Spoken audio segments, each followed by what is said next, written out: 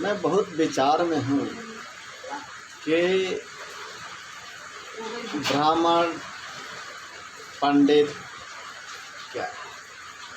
मतलब कौन ब्राह्मण है, कौन पंडित है, कैसे पता सकते? मुझे लगता है कि जैसे बिजली का काम जानने वाला जैसे इलेक्ट्रीशियन है, तो बिजली का काम जानता है तो उसको बोल दिया इलेक्ट्रीशियन। जो इंजीनियर है उसको बोल दिया इंजीनियर है। हाँ, वो उसमें कोई जाति धर्म नहीं। जो दवा वैद्य जो औषधि का ज्ञान रखने वाला है उसको डॉक्टर बोल देते हैं। वो डॉक्टर साहब, वो किसी भी जाति का हो, किसी भी समुदाय का हो, उसको कोई नहीं। तो मुझे भी लगता है कि जो ब्रह्म को जानने वाला है वो ब्राह्मण होगा। जो वेद पाठी मंत्र है, मंत्र को जानने वाला है, वो पंडित होगा। तो इसमें वर्ण भेद कहाँ से? अच्छा ठीक है, देखो एक बात मैं जानना चाहता हूँ कि जैसे पूर्व काल में कहा है कि महात्मा होते थे, ब्राह्मण होते थे, जो कि जल को लेकर के अभिमंत्रित कर करके उसे कहीं भी यहाँ से 100 किलोमीटर दूर हो तो भी वहाँ कोई भी व्याधा आ रही है, यहाँ से अभिमंत्रित करके वह जल छोड़ देते थे, तो वहाँ का सब कुछ ठीक हो जाता है। वह सब मंत्र कहाँ गया? अगर जो ब्राह्मण है तो उस चीज़ को खोज करना चाहिए, उसमें डेवलप करना चाहिए। ये सब मंत्र कहाँ गया? आजकल केवल प्रपंच है। जैसे पहले रेलगाड़ी बनी तो कोयले पानी से चलती थी, उसके बाद उसमें सर्च किया गया कि नहीं, इसको तो पेट्रोल से, डीजल से चलाया जाए, तो डीजल से चलने के लिए संशोधित किया गया, तो डीजल से चलने लगी। कोयला पानी बंद हो गया, उससे फास्ट चलती है, वो ख़त्म हुआ, तो अब इलेक्ट्रिक से, बिजली से चलती है। तो दिन प्रतिदिन उसमें बढ़ोतरी हो रहा है, लेकिन ये सब ज्ञान कहाँ विलुप्त हो गया?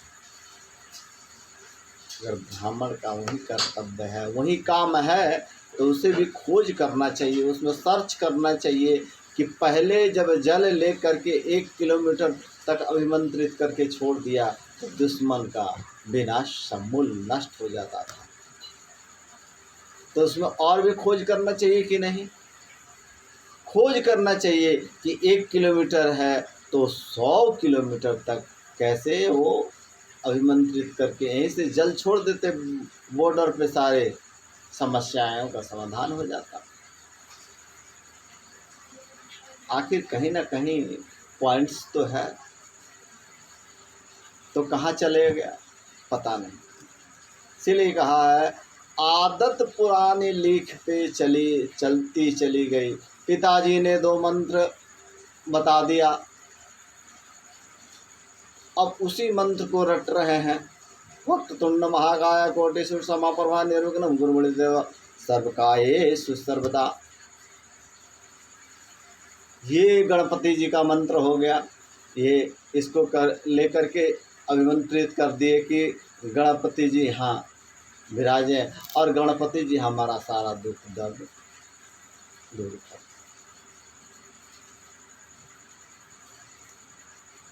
तो यहाँ हिंदी में कह दिए कि वक्रतुंड मतलब टेढ़े सूढ़ वाले, वक्रतुंड महाकाया विशाल शरीर वाले, वक्रतुंड महाकाय सूर्य कोटि समाप्रभा मतलब हजारों करोड़ों सूर्य के समान प्रकाश करने वाले, तेज फैलाने वाले वह गजानन हमारे तुंड महाकाय कोटि सूर्यसमप्रभा निर्विघ्नं कुरु मे देव सर्वकार्येषु सर्वदा, मतलब हमारा सब कुछ विघ्न को दूर करें हर समय। अगर हम ऐसे कह दें कि हे गणपति देव हमारा सारा यह दुख दर्द दूर करो और हर समय दूर करो, तो क्या गणपति भगवान सुनेंगे नहीं? सुनेंगे। तो यह मंत्र हो गया, वो मंत्र को किए जा रहे हैं, एक ही चीज़ को पढ़े जा रहे हैं, किए जा रहे हैं, लेकिन उसमें और क्या बेस्ट हो सकता है और क्या बेटर हो सकता है? कुछ नहीं, जो लिख दिया है सो लिख दिया है। तो यही समझ नहीं आ रहा है कि इसमें सर्च करना चाहिए कि हम तो भाई पढ़े लिखे हैं नहीं, हम सुनते हैं और विचार करते हैं, हमें लगता है कि ऐसा होना चाहिए।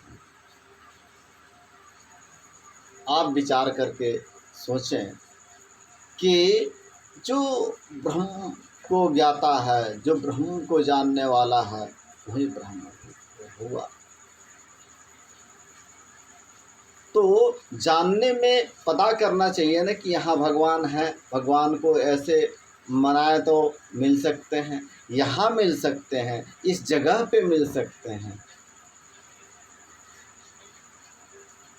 लेकिन क्या है कि जीवन बीत गया, बस मंदिर में सफाई कर रहे हैं और पूजा पाठ करवा रहे हैं और दक्षिणा आ रहा है सो रख रहे हैं, बस वही मंत्र से काम चल रहा है। लेकिन खुद उनको भी नहीं पता है कि भगवान कैसे मिलेंगे, कैसे प्राप्त होंगे, बस बल्लू बनाया जा रहा है। तो हमारी समस्या यही है कि इसमें ब्रह्म को जानने के लिए कैसे सबसे उपाय इजी हो सकता है वो करना चाहिए।